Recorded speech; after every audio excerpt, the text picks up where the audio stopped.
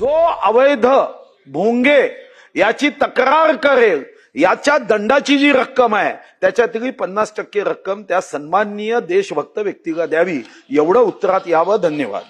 अध्यक्ष महोदय, मी कलियुगातच उत्तर देतो. माननीय सुधीर भाऊंनी अतिशय महत्वाच्या विषयाकडे लक्ष वेधलेलं आहे आणि सुधीर भाऊंना अपेक्षित अशा प्रकारचीच कारवाई सरकारने केलेली आहे.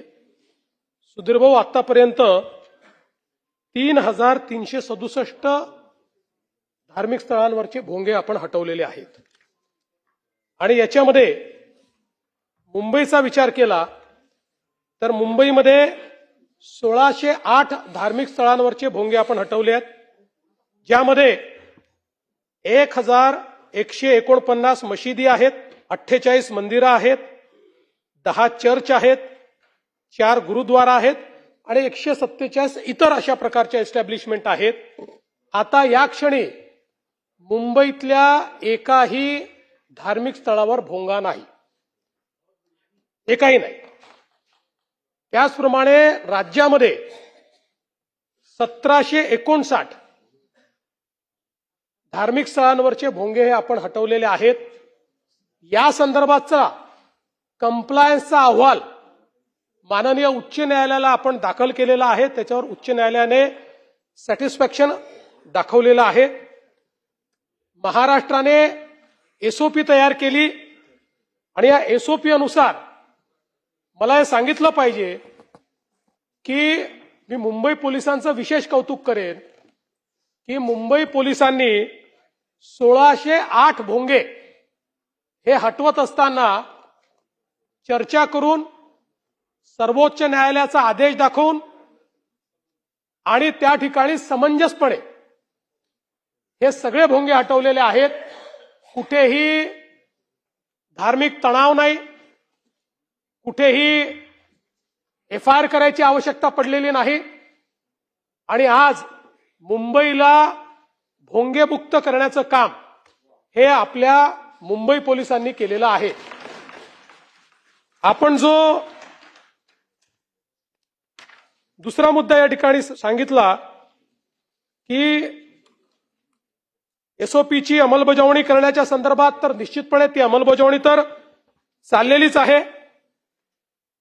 तर दर अधिवेशनात अहवाल द्यायची आवश्यकताच पडणार नाही, कारण आता भोंगेच काढले आहेत आणि पुन्हा लावायचा प्रयत्न केला तर आता एसओपी मध्ये एक बदल निश्चितपणे करायचं माझ्या विचारात आहे की आता ज्या पोलीस स्टेशनच्या हद्दीत तो भोंगा लागेल त्या पोलीस स्टेशनचा जो त्या भागाचा इन्चार्ज असेल त्याच्यावर याची जबाबदारी असेल, त्याला जबाबदार धरलं जाईल. विना परवानगी भोंग्या करतात त्याला जबाबदार धरलं जाईल. त्यामुळे अहवालाची आवश्यकता पडणार नाही.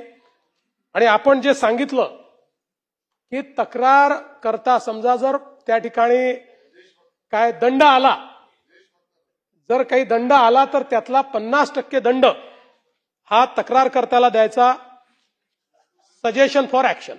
उत्तर प्रदेशमध्ये ध्वनी प्रदूषण नियमांची अंमलबजावणी करण्यासाठी एक भरारी पथक केलं आहे. 1 किंवा 2 असे भरारी पथक काही क्षेत्रामध्ये काही करता येईल का हेही तपासावं आणि हेही सजेशन फॉर ऍक्शन नाही, ऍक्शन ओनली ऍक्शन साठी करता येईल का? अध्यक्ष महोदय, ऍक्शन ओनली ऍक्शन हे केलं जाईल. महोदय, मुंबईप्रमाणे ह्याची कारवाई उर्वरित महाराष्ट्रामध्ये सर्व सीपी आणि एसपीना सांगून सर्व जिल्ह्यांमधले हे भोंगे जे 365 दिवस रोज चालू आहेत ते बंद करण्यात येतील का? होय अध्यक्ष महोदय, उर्वरित महाराष्ट्रातही 1759 भोंगे बंद करण्यात आले आहेत. अजून कुठले भोंगे बाकी असतील तेही भोंगे बंद करण्यात येतील. आपण आता प्रयत्न हा करतोय की सामंजस्याने लोकांशी चर्चा करून त्यांना समजवून त्यांच्याकडनं कायद्याचं पालन करून घ्यायचं. त्यात चांगलं सहकार्य मिळत आहे. पण जर कोणी सहकार्य देणार नाही तर मग कायद्याचा बळगा देखील दाखवण्यात येईल. चॅनेलला सबस्क्राईब करा आणि परिसरातील ताज्या घडामोडी सर्वात आधी बघण्यासाठी बेल आयकॉनला क्लिक करा.